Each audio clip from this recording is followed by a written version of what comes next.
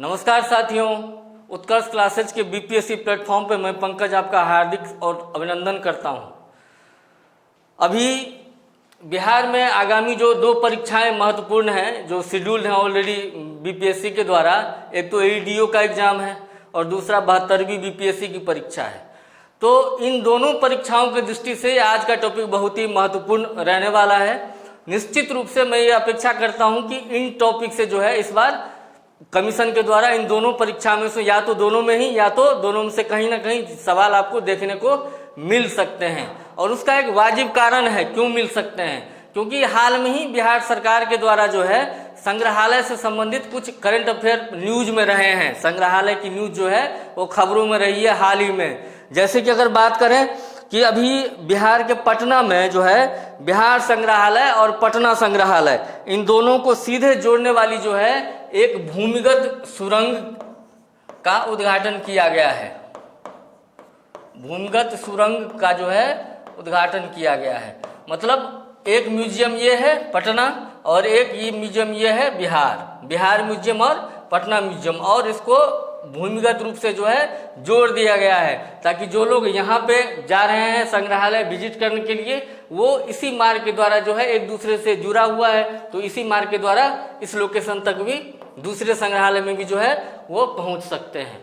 ठीक है, अब एक बार बड़ा संक्षिप्त में जानने की कोशिश करते हैं कि ये संग्रहालय का महत्व क्या है, ये संग्रहालय होते क्या है। तो ये संग्रहालय जो है दोस्तों, यह कला और इतिहास के संरक्षक होते हैं। जो हमारी हमसे पहले की पीढ़ी ने जो किया, हो सकता है कि वो एक पीढ़ी पहले की बात हो सकता है कि वो 10 पीढ़ी पहले की बात हो सकता है कि वो 100, 200, 500, 1000 साल पहले की बात हो, तो उनके द्वारा जो उनका जो जीवन था, जो उनके द्वारा काम किया गया था, तो उस समय की वस्तुओं को क्या किया जाता है, संग्रहित करके जो है उनको संरक्षित करके जो है रखा जाता है। ठीक है, और कहाँ रखा जाता है, संग्रहालय में। और संग्रहालय में रखने के बाद क्या होता है कि वहां से आम लोग जुड़ते हैं। जैसे अगर मान लीजिए कि हम पटना संग्रहालय की बात करें, बिहार संग्रहालय की बात करें, दरभंगा संग्रहालय की बात करें, तो हम वहां जाते हैं। जाने के बाद हम वहां जानते हैं, देखते हैं कि जो राजा थे या जिस काल की वस्तुएं वहां पे संग्रहित है उनके बारे में हमें क्या होता है, साक्ष्यों के साथ जानकारी प्राप्त होती है। ठीक है, तो क्योंकि यह संग्रहालय अभी जो है खबरों में रहा है, तो इसलिए हम ये मान के चल रहे हैं, ये मेरी अपेक्षा है कि आयोग इस बार इस टॉपिक से सवाल आपसे पूछ सकता है। तो अभी हम आगे बढ़ रहे हैं और जितने भी संग्रहालय की हम चर्चा कर रहे हैं निश्चित रूप से वो महत्वपूर्ण है, तो उनको आप ध्यान से याद कीजिएगा, समझिएगा और अपना एक प्रश्न तो कंफर्म करिएगा अगर कमीशन ने पूछा तो। ठीक है, सबसे पहले हम एक बात कर लेते हैं कि एक तो हमने ये भूमिगत सुरंग वाली बात की है, भूमिगत सुरंग से जोड़ा गया है किसको, बिहार संग्रहालय को और पटना संग्रहालय को, इसलिए ये न्यूज में थी, इसलिए भी महत्वपूर्ण हो जाता है ये टॉपिक। दूसरा एक महत्वपूर्ण बात मैं चर्चा करना चाहूंगा जो हालांकि हट के है लेकिन है संग्रहालय, कि बिहार के पटना में देश का पहला और विश्व का चौथा जो है ऊर्जा संग्रहालय स्थापित किया जाना प्रस्तावित है। कौन सा संग्रहालय, ऊर्जा संग्रहालय। ठीक है, तो ये देश का पहला ऊर्जा संग्रहालय होगा और विश्व का चौथा ऊर्जा संग्रहालय होगा, इसलिए ये महत्वपूर्ण हो जाता है। एक बार जानते हैं कि वो संग्रहालय जो है वो कौन से हैं, जो दुनिया के जो बाकी अन्य 3 संग्रहालय हैं। तो एक है पावर हाउस म्यूजियम ऑस्ट्रेलिया, यह म्यूजियम जो है यह ऊर्जा संग्रहालय है। दूसरा है cool spring power museum America में स्थित यह museum, cool spring power museum जो है आंतरिक दहन इंजन तकनीक का दुनिया का सबसे बड़ा जो है संग्रह है। ठीक है, इसलिए महत्वपूर्ण है। एक तीसरा है डाइचे म्यूजियम जो जर्मनी में स्थित है, यह शीर्ष विज्ञान एवं प्रौद्योगिकी संग्रहालयों में शामिल है। ठीक है, विज्ञान एवं प्रौद्योगिकी संग्रहालयों में शामिल है डाइचे म्यूजियम जर्मनी। तो इस प्रकार आपने देखा कि 3 तो ये सूची आपके सामने है और एक अभी अपने पटना में निर्माणाधीन मतलब प्रस्तावित है निर्माण होना ऊर्जा संग्रहालय। ठीक है, तो इस दृष्टि से भी हम देख रहे हैं कि संग्रहालय टॉपिक न्यूज में रहा है, करंट में रहा है। तो इसलिए इसके बारे में जानना जरूरी है। ये हो सकता है कि या तो इन्हीं संग्रहालय से पूछ लिया जाए परीक्षा में सवाल, या तो ये अपने पटना वाले संग्रहालय के बारे में, ऊर्जा संग्रहालय के बारे में पूछ लिया जाए सवाल, या नहीं तो जो बिहार में संग्रहालय पूर्व काल से हैं उनके बारे में पूछ लिया जाए।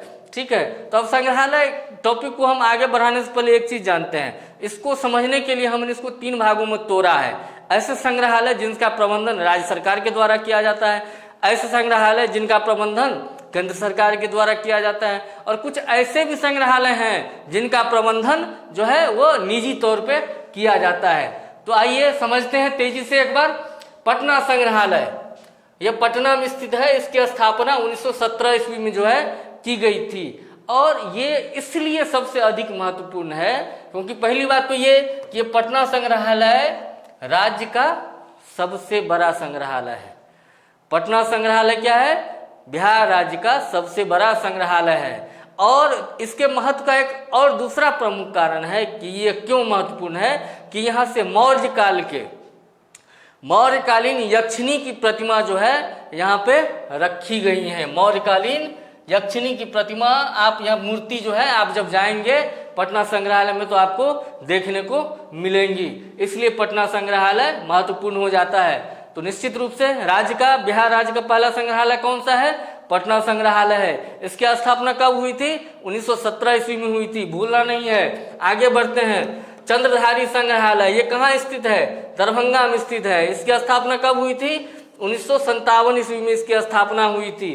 ठीक है, और यह जो है चंद्रधारी संग्रहालय जो है इसकी स्थापना एक मधुबनी के जमींदार चंद्रधारी सिंह थे, उन्होंने अपने निजी संग्रह की वस्तुओं को जो है इसके अंदर रख के की थी।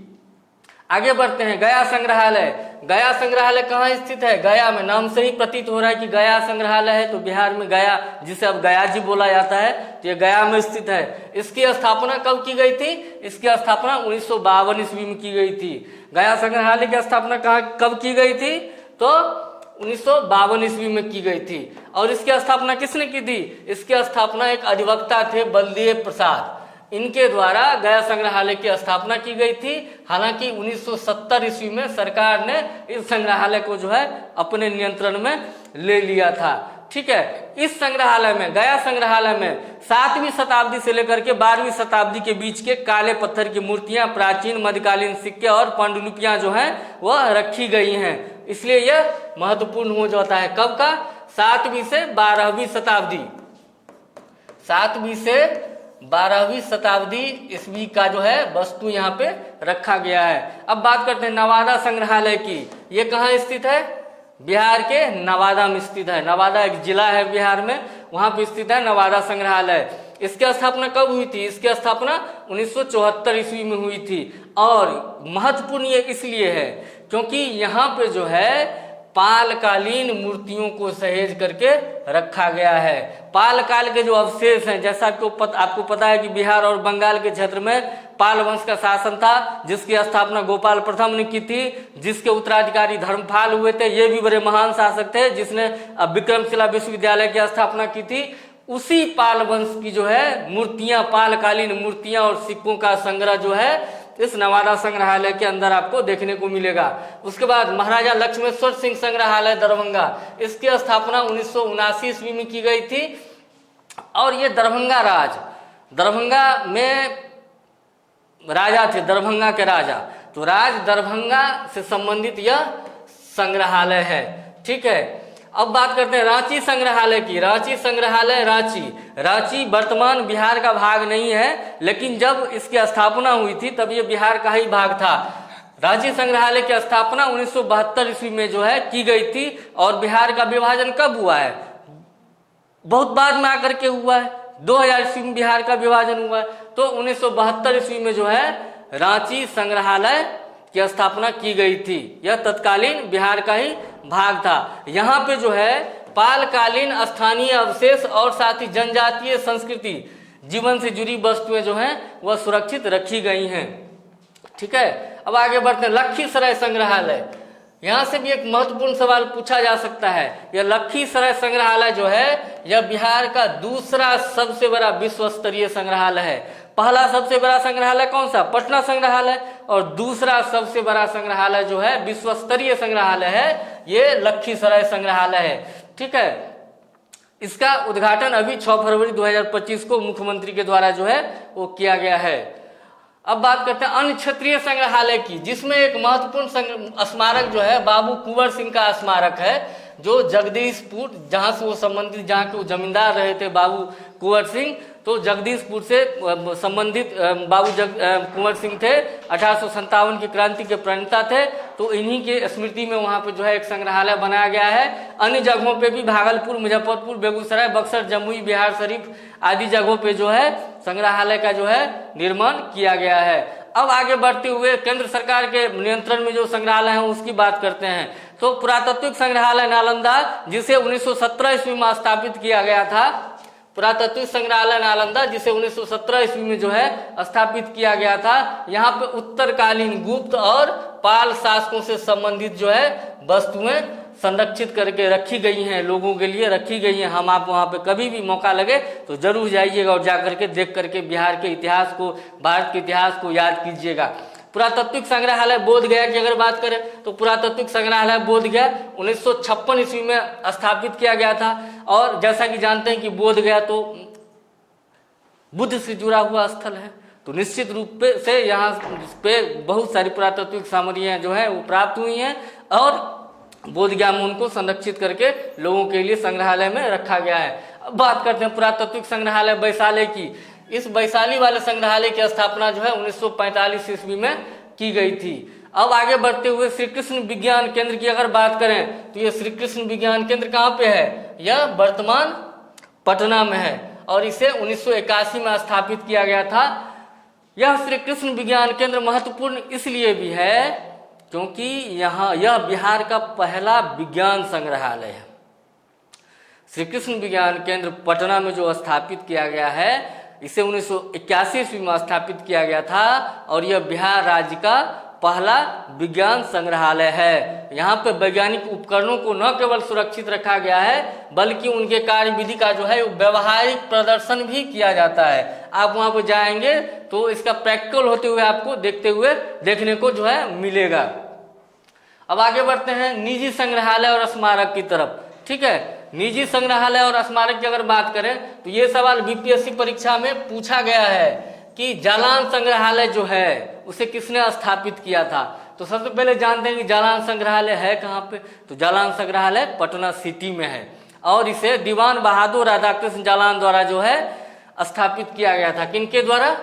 दीवान बहादुर राधाकृष्ण जालान के द्वारा। यही नाम परीक्षा में पूछा गया था बीपीएससी परीक्षा में, तो इस दृष्टि से यह भी जो है महत्वपूर्ण हो जाता है। और इसके स्थापना के वर्ष को भी जरूर ध्यान में रखना चाहिए हमें कि इसे 1954 ईस्वी में जो है वो औपचारिक रूप दिया गया था।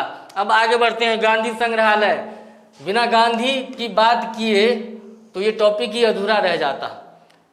गांधी संग्रहालय पटना में स्थित है। महात्मा गांधी तो बहुत बार बिहार गए हैं। महात्मा गांधी के रूप में प्रसिद्ध ही राष्ट्रीय आंदोलन के नेता के तौर पे बिहार की धरती से ही चंपारण सत्याग्रह में सफल सत्याग्रह के संचालन के बाद जो है वो मिला था। तो गांधी संग्रहालय कहाँ पे स्थित है? पटना में स्थित है और इसको 1967 ईस्वी में स्थापित किया गया था गांधी स्मारक निधि के द्वारा। किसके द्वारा स्थापित किया गया था? गांधी स्मारक निधि के द्वारा 1967 ईस्वी में पटना में गांधी संग्रहालय को जो है स्थापित किया गया था। और यहाँ पे जो है महात्मा गांधी के जीवन से जुड़ी हुई जो महत्वपूर्ण घटनाएं हैं उनको चित्र के रूप में जो है प्रदर्शित किया गया है। अब बात करते हैं राजेंद्र स्मारक संग्रहालय पटना की। राजेंद्र स्मारक संग्रहालय कहाँ पर? हो सकता है कि मैच करने के लिए आपको सारे संग्रहालय या तो उनके स्थापना वर्ष पूछ सकता है या तो वो किस स्थान पे हैं वो आपसे पूछा जा सकता है कि निम्नलिखित में से सही सुमेलित है, कूट बना करके आपसे पूछा जा सकता है। तो आप निश्चित रूप से इसको ध्यान रखेंगे कि राजेंद्र स्मारक संग्रहालय कहाँ पे स्थित है? पटना में स्थित है। और राजेंद्र, जैसा कि नाम से ही आप जान रहे हैं, भारत के पहले राष्ट्रपति का क्या नाम था? डॉक्टर राजेंद्र प्रसाद। डॉक्टर राजेंद्र प्रसाद भारत के प्रथम राष्ट्रपति रहे थे। तो ये उन्हीं से जुड़ी वस्तुओं के स्मृति में जो है 1963 ईस्वी में स्थापित किया गया था। ठीक है, कब स्थापित किया गया था?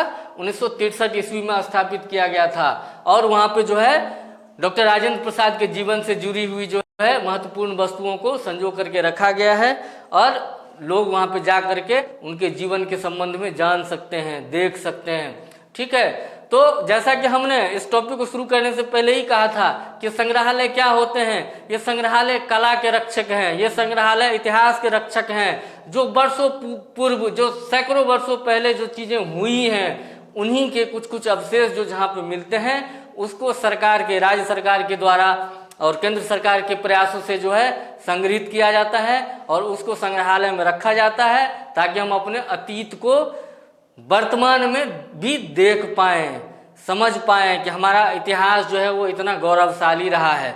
ठीक है, तो मैं आशा करता हूं कि ये टॉपिक आपके समझ में आया होगा। इस पूरे टॉपिक को उसका स्थापना वर्ष और स्थान के साथ जो है आप जरूर रिवाइज कर लीजिएगा। और मुझे लग रहा है कि इस साल जो जितने भी बिहार में आयोजित होने वाली परीक्षाएं हैं, चाहे वो 72वीं बीपीएससी प्रारंभिक परीक्षा हो या एईडीओ की परीक्षा हो, यहाँ पे हो सकता है कि एक प्रश्न आपसे यहाँ से देखने को मिल जाए। तो निश्चित रूप से हम प्रतिदिन उन्हीं टॉपिक को लेकर के आपके सामने आ रहे हैं, जहाँ से आपको एक दो प्रश्न निकलने की संभावना है, कमीशन के द्वारा पूछा जा सकता है। तो मैं आशा करता हूँ कि इस टॉपिक को आपने अच्छे से जाना। एक व्यवस्थित तरीके से हमने जितने भी बिहार में संग्रहालय हैं और इससे संबंधित जो वर्तमान कुछ घटनाक्रम है उस पर भी हमने चर्चा किया है। तो ये सब आपके समझ में आ गया होगा। आप इसे रिवाइज करिए, दोबारा एक बार पढ़ लीजिएगा, दोबारा एक बार लेक्चर सुन लीजिएगा, तो निश्चित रूप से यहाँ से आपके सवाल गलत होने की संभावना खत्म हो जाएगी। ठीक है, तो इन्हीं अपेक्षाओं के साथ कि आप इन टॉपिक को पढ़ने के बाद दोबारा परीक्षा में जो है सवाल गलत नहीं करेंगे। तो मिलते हैं एक अगले वीडियो में, एक अगले लेक्चर में, किसी एक नए महत्वपूर्ण टॉपिक के साथ। जय हिंद।